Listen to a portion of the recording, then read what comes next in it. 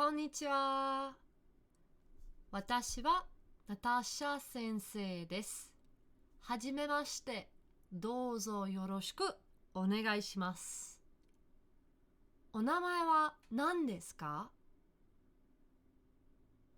Lepo pozdravljeni na tretji lekciji japonščine. Sem učiteljica Nataša Sensei. In danes bomo se naučili, kako se po japonsko vprašamo, kako si, kako ste in kako odgovorimo na to vprašanje. Najprej pa ponovimo, kaj smo se naučili v prejšnji lekciji, če si jo slučajno niste pogledali. Tukaj zgoraj se bo zdajle pojavila ena zadevca, na to kliknete, vas vrže spodaj pod tem videom in potem vidite Japonščina za začetnike lekcija 2 in si najprej potem tisti video pogledate. Če si pa tudi tistega niste, pa si pogledate še Japonščina za začetnike lekcija 1. Tako, no, pa pojdimo. Gremo na mojo zeleno tablo. Opa.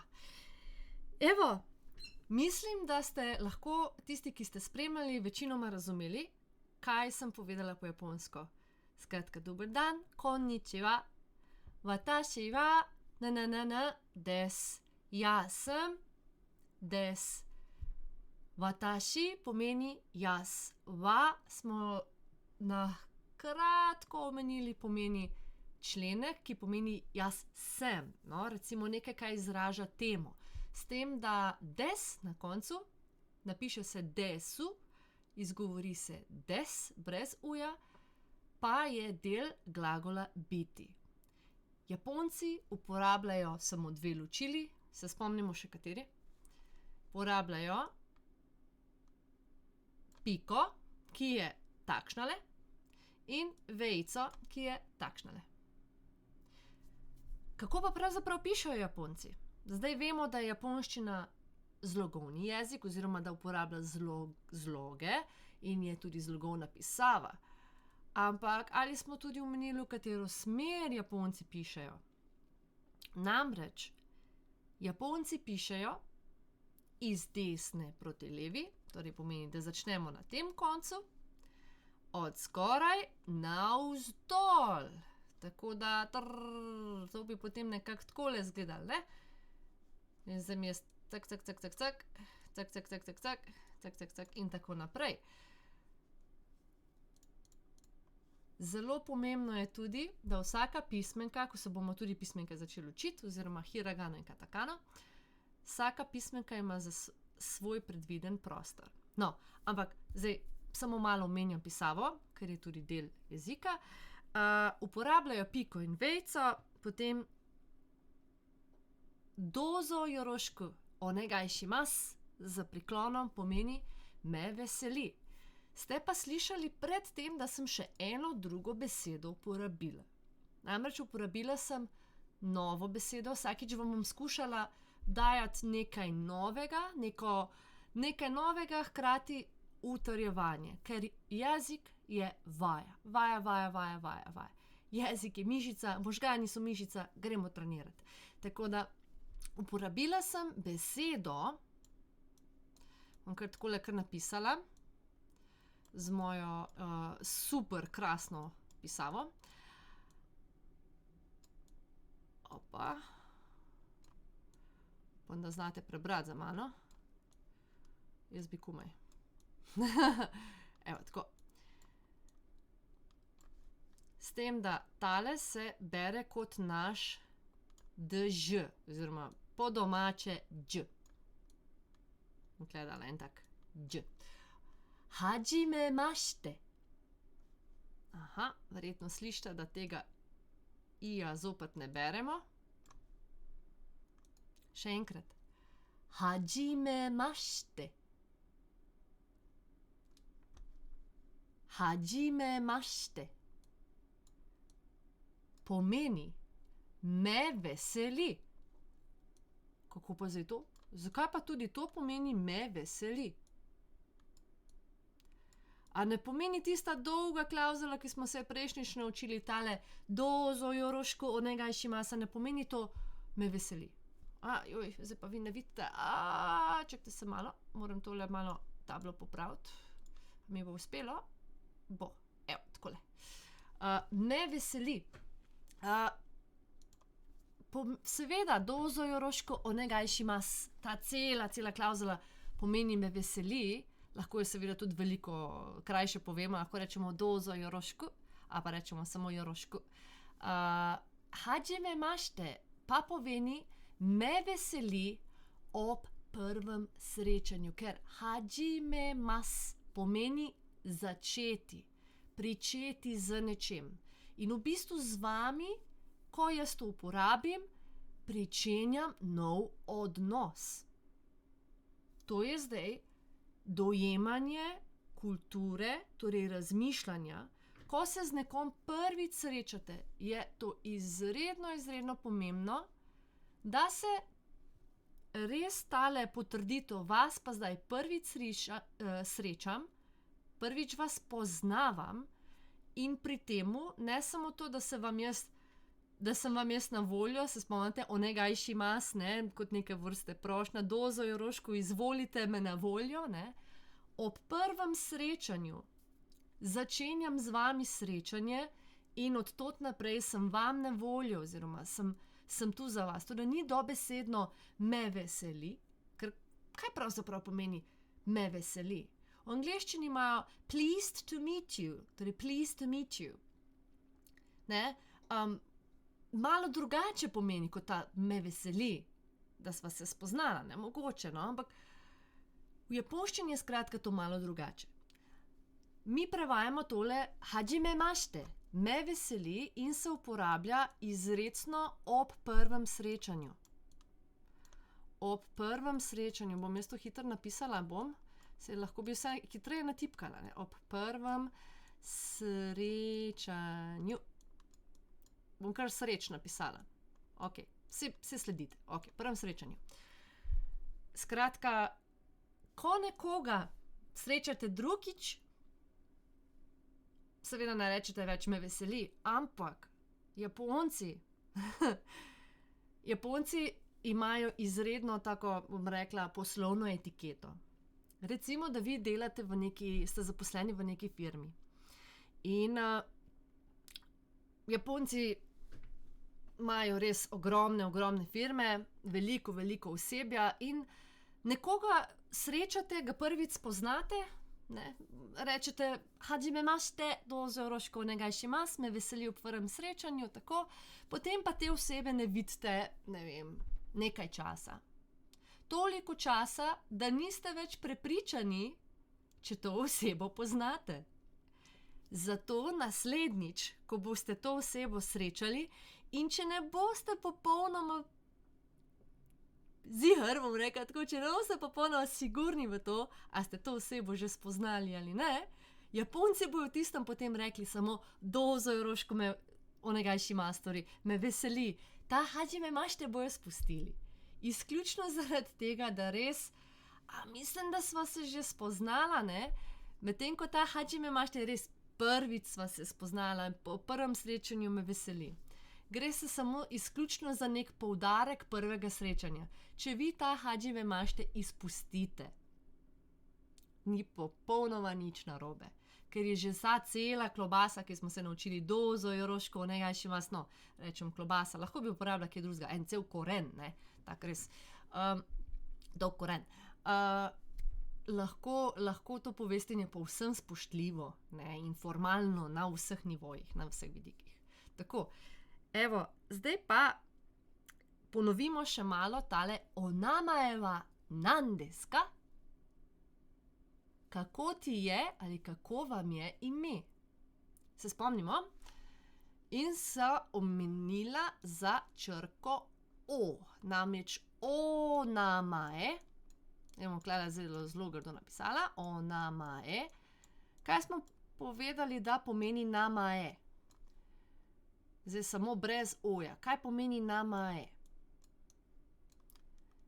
Če tale a damo stran, dobimo name, torej name. Ime.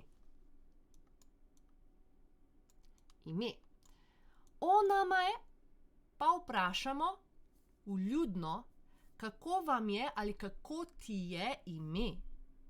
vedno se postavimo, da malo ponovimo, v ponižni položaj, ko sprašujemo kogarkoli drugega o čemorkoli drugem. Vedno se postavimo v ponižen položaj.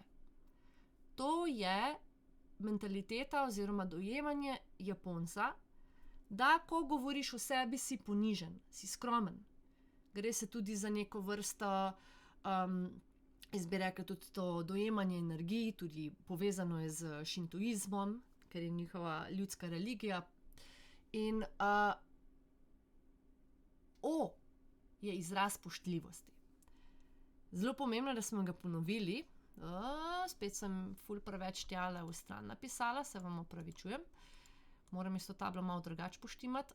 Zdaj pa ne pride vse noter. No, takole bom dala. Zdaj nekako se vidi, da je vse noter. Se bom itak se zbrisala zdajle. Skratka, danes se bomo naučili, kako pa se vpraša, kako si, kako ste. Okay? To smo zdaj malo ponovili, da vidim, če sem še kaj pozabila. Omenili smo tudi san. To bo tudi zelo pomembno. Onamaeva nan desu ka? In vi odgovorite, kako? Jaz sem, bo kako? Jaz sem, watashi wa desu. To je zdaj, jaz sem,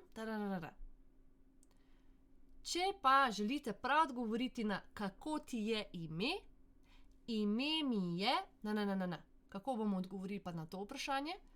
Onamaeva nan desu ka? Onamaeva nan desu ka? In odgovor bo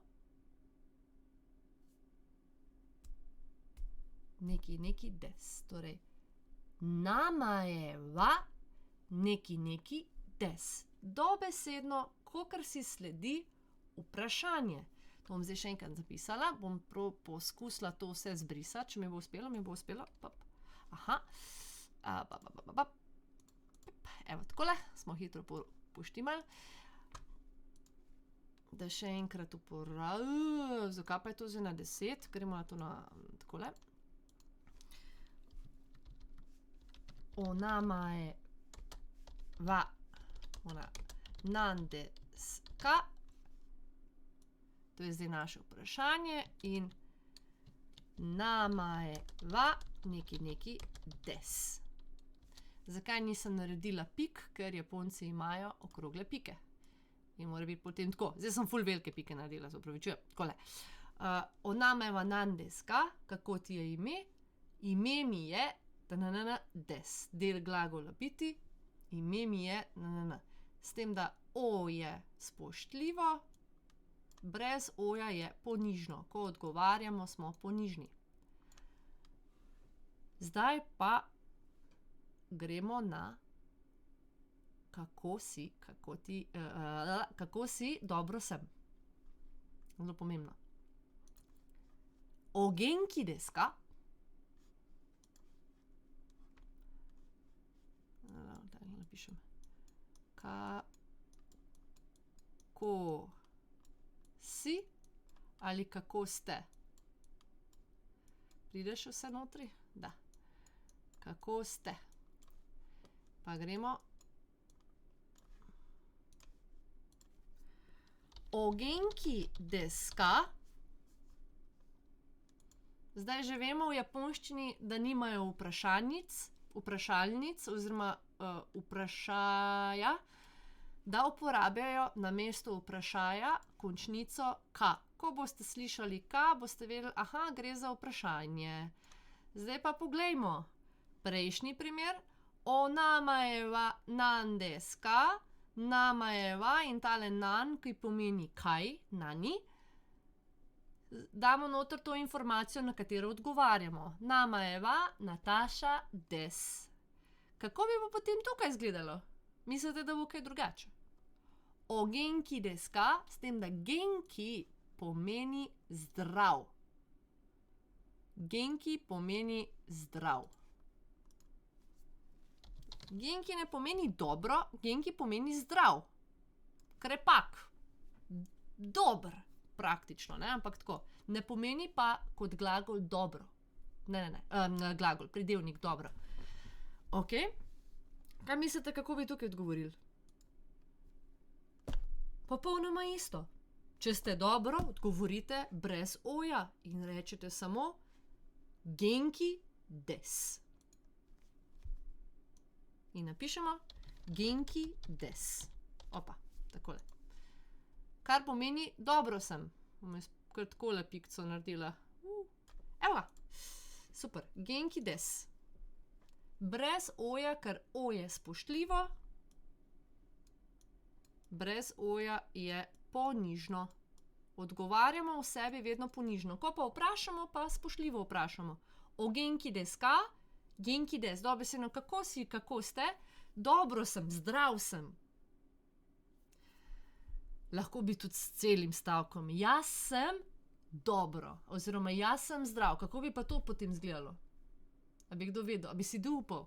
Če smo rekli, jaz sem, je watashi wa neki neki des. Del glagola biti imamo že tukaj. Jaz sem dobro. Watashi wa genki des. Bi bil cel stavek. Watashi wa genki des. Jaz sem dobro. A veste, če pa vedno uporabljamo watashi wa, je pa tudi tako, jaz sem Nataša, jaz sem učiteljica, jaz sem dobro, jaz sem jaz, ko sta jaz, pa tudi, mislim, da v katerem koli jeziku ni glih priporočljivo, da se ga toliko uporablja, torej se ga lahko seveda izpusti, zelo naravno bo zvenelo, skratka, o genki des ka? O genki des ka? Genki des. Gremo skupaj. In odgovor, genki des. Kaj pa, ko bi Japonci rekli, da nisem dobro? Zopet tukaj je ena zanimivost japonske kulture, japonskega razmišljanja. Japonci zelo, zelo skrivajo, da je karkoli narobe. So narod, ki zelo, zelo dobro zakamuflirajo, mi pa klele pa nekaj ne gre, ali pa tukaj pa ali pa jaz nisem dobro. Seveda povejo tudi, ne, najbolj bližnjim, najbolj tesnim odnosom seveda zaupajo, nisem dobro, se odprejo, ampak drugače pa Japonci ne bodo nikoli uporabili nisem dobro. Vedno bojo rekli, dobro sem. Čeprav niso.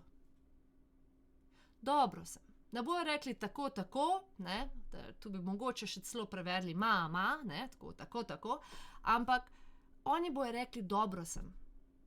Že zaradi tega, ker kolikor si ti rečeš, da si dobro, se boš ti prepričal, dal se boš na to vibracijo in se boš dvignil na to. To je prepričanje. In enostavno se ne rabimo niti naučiti, kako bi rekli, da nisem dobro. Gre se samo za zanikanje pridevnika genki. Saj je pridevnik tudi pri nas, sem že hotela reči, da se ne bi kdo slučajno kdaj ustrašil, če bo njihov pridevnik za nas samostalnik, no. Tudi to se bo kdaj zgodilo in obratno. V glavnem, o genki des ka? Genki des. Zdaj pa, če jaz želim vprašati neko osebo, tukaj imam svojega prijatelja, Cadwell, in bom jaz zdaj vprašala Cadwella, kako je. In bom uporabila njegovo ime. Cadwell-san, o genki des ka? Hoj, genki des. Recimo, ne, ja, dobro sem, hoj, genki des. Ne? Uporabila sem san. Da malo ponovimo, tlele zopet vprašanje. Neki san, torej tlele imamo ime notri. O genki des ka? Moram zdaj to podaljšati. In odgovor od te osebe, recimo, ja, dobro sem. Haj, Genki desu. Da še pikce naredim za naše vprašanje in za naš odgovor. Pa tukaj dam še ime. Dobro, da malo tiskane pa male pisane vse v glavnem mešam. Cadwell-san, Petra-san, Simon-san, o genki desu ka? In Simon-san, torej Simon, Petra-san, Petra, in kdorkoli odgovori, recimo, hai, genki desu. Ja, dobro sem. Ali pa samo genki desu, dobro sem. Sem v redu.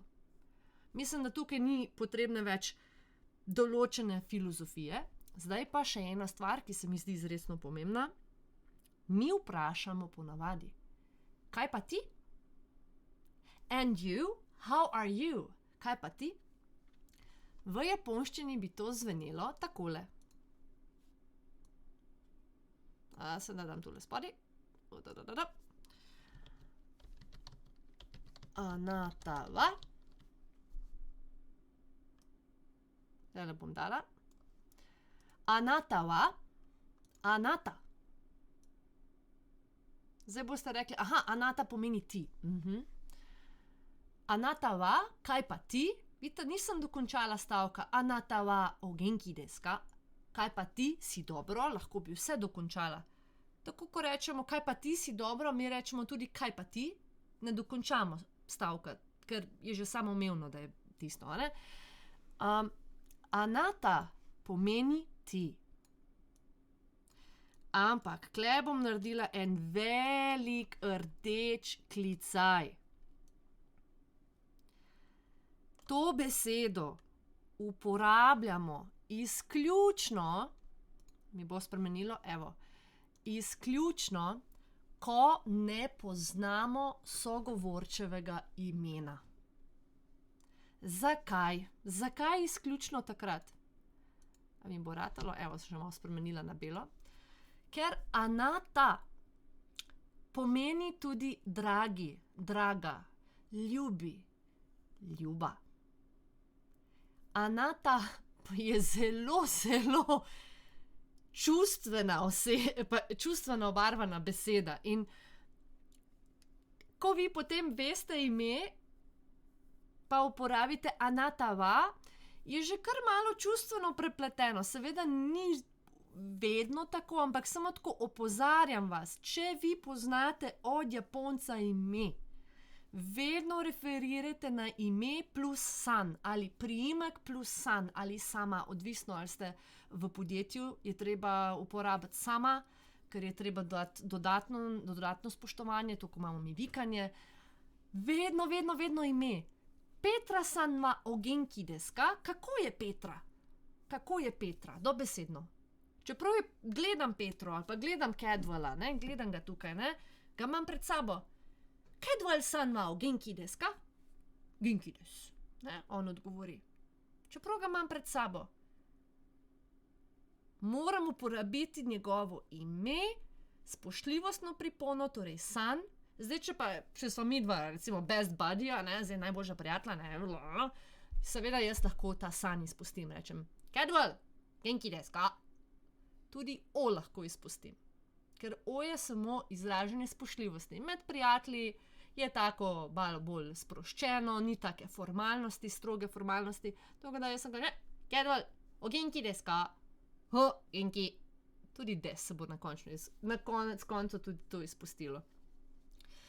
Še krajše gre, ne? Genki, genki, samo tako, z intonacijo. Ampak, to je še za lekcije naprej. Skratka, zelo pomembno. Anata wa, kaj pa ti, kaj pa vi? Anata wa, kaj pa ti, kaj pa vi? In odgovorite, seveda, genki desu. In če takrat oseba ne vpraša po vašem imenu, se pričakuje, da ga boste vi povedali. Vi ga morate povedati. Watashi wa tadadada desu ali pa namae wa neki desu. Gre se za to, da oseba, ki vas vpraša anata wa, vam s tem daje tudi navednost, da ne ve vašega imena. To je tak nek spoštljiv, en tak sign, en tak znakec, v bistvu jaz ne vem vašega imena, ne? Kaj pa vi, kaj pa ti? Ne? In s tem potem tudi se predstavite še dodatno. Ok, gremo ponoviti še enkrat od začetka, se predstavimo z živjo, moje ime je t. Ob prvem srečanju me veseli, kako si? In seveda odgovorimo potem. Zdaj bom to vse. Najprej grem počasi, potem bomo šli pa vsi skupaj. Smo pripravljeni? Joši! Konnichiwa.